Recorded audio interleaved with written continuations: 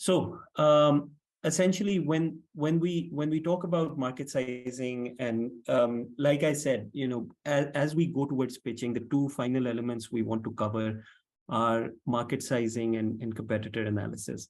And so on the market sizing element, um, the key over here is to understand the different tools and the different ways in which you can dissect your target market. And it goes from the kind of key differentiations are also in terms of what your eventual long-term strategic market can be. And that's the massive size of the market, and then you start to narrow it down towards what is your obtainable market, or where you can actually deliver your products at the outset. So we'll move into those differentiations in a bit. But when we talk about the market opportunity, um, the thing that we have to focus on here is you want to work for a market, you want to target a market that is big, either in terms of the existing market size, or that you have a expansion plan that will get you to big, right? So you want to basically be asking these questions around how do we know how big the market is or could be, right? So the current state or the future state, as well as knowing what is reasonable for us to acquire, which is that obtainable element that I was talking about, right? So here's three things three ways that this or three metrics that help us do this. The TAM, the SAM, and the SOM. So the TAM is your total available market, which is really the entire market that you're going after, right? Within that, the serviceable available market, or the SAM, represents the current reach of your sales channels. So, how much can you reach with your existing strength?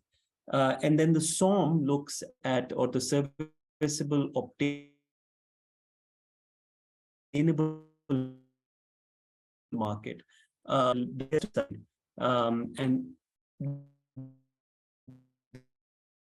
the most likely and so to speak, or those sub segments, to understand what is the market that you are starting off with. And that's the SOM will keep changing as you grow, as your sales channels enhance, as your market grows, as your offering grows. All of this will keep changing, but so it's a living kind of assessment or analysis that you keep updating over time. Now, here's an interesting one for Facebook, which is from the very early days of Facebook. So the TAM, so to speak, is everyone, if you want to set it up right, 6 billion. Now, most of you would know that Facebook was set up pretty much as a dorm room project to set up university, to link university students or connect university students, right?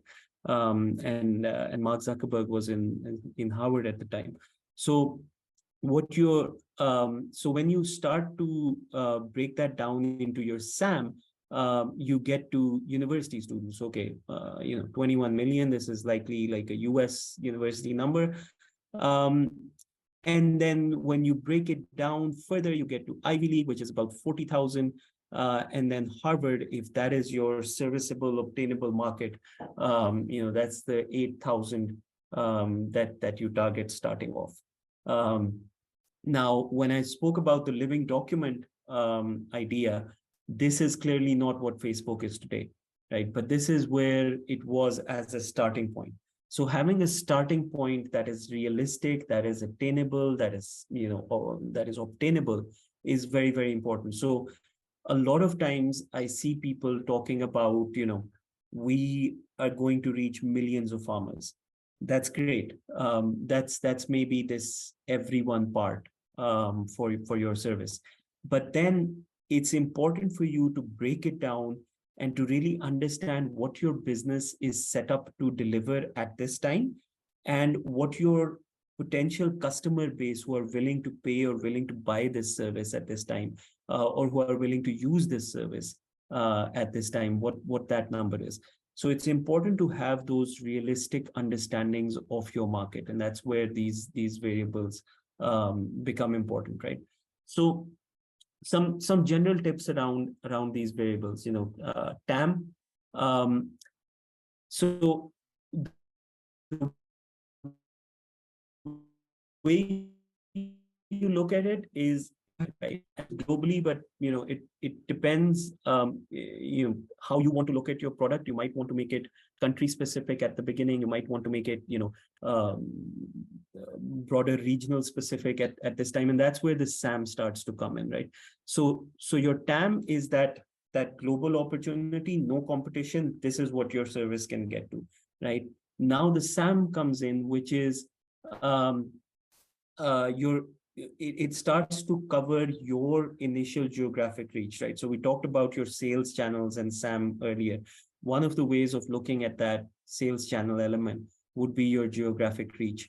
And what is are you focused only on Sindh? Are you focused only on Balochistan? Are you focused on specific districts within those provinces? Are you focused on specific union councils within those provinces?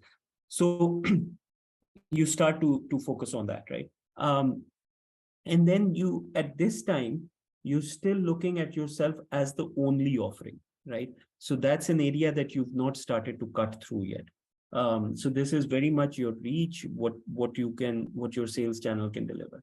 Now the SOM is where you start to look into the competition, and you start to look into your buyers, and you start to assess how many customers do I have for this service, and out of those, what percentage of the market can I take from competition, right?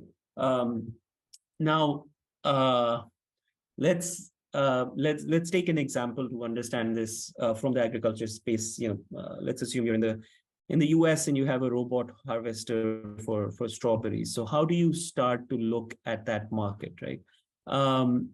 The TAM is really the entire market in terms of the tons of strawberries harvested and their value, which would be about 16 billion US dollars, right?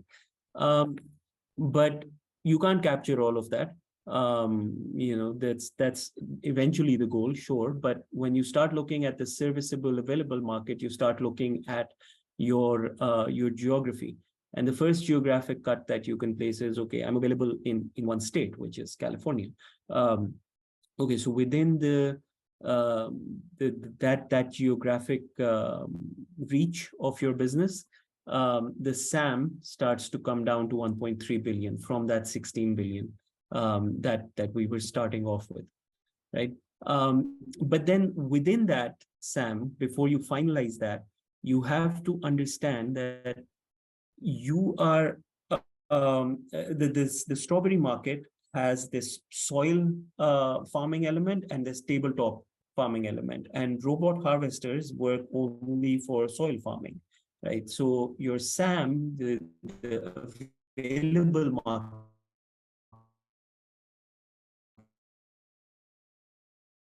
is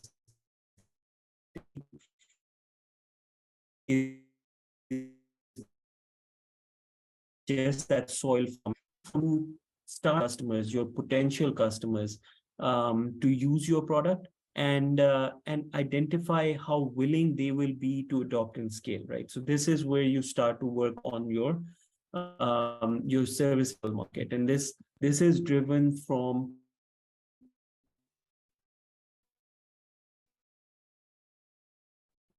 this can be done down approach, and it applies to the other two bits as well, right? So the top down approach is really use the research that already there, and that's something I always say, don't rely on just one source of information. Try to verify the source of information that you are using to identify your market, because these are this is going to be critical for your business as it grows. So getting these numbers right at the start is of course very important. The other side is the bottom-up approach, which is to say, X number of customers in our market. So let's say for the strawberries example, uh, let's say there's 1,000 soil farming, farmers who are using soil farming for strawberries. $Y is the average transaction size. Okay, they will make 2 purchases in a year, depending on the harvest cycles and so on, depending on the area that they're in. And then you simply kind of multiply that and you get to your to your market sizing number. So you can use both of those. You can use both of those simultaneously as well. That's that, like I said, that importance of verification and validation.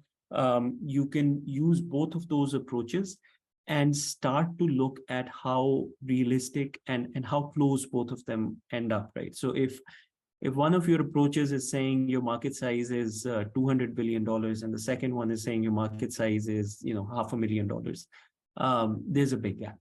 And so you need to look at other ways of verifying this information. You can use benchmarking, and you can look at competitors. You can look at you will be doing that in any case while setting this up, right? But that is why validation and repeat validation of this of the information you're using to build your market